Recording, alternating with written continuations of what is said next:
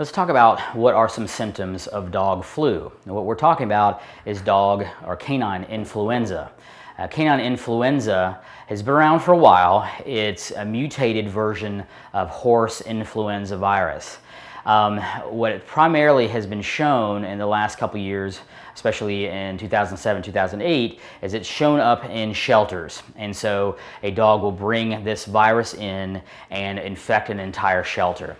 The symptoms basically are involving around the airway, and you get a persistent cough initially, plus or minus fever, sometimes leading to yellow nasal discharge and sometimes pneumonia.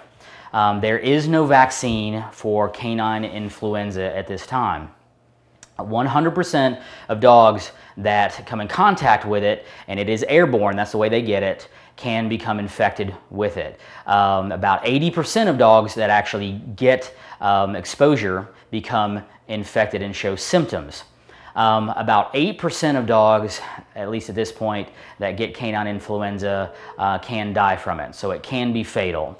The other important thing to know is that there are multiple other diseases out there, like plain old kennel cough and upper respiratory allergies and airway disease that can look or sound like canine influenza.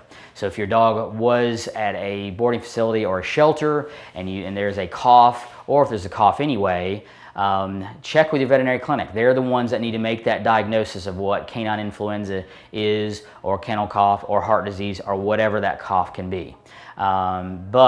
At this time, there's still no vaccine, and it still is very, very contagious.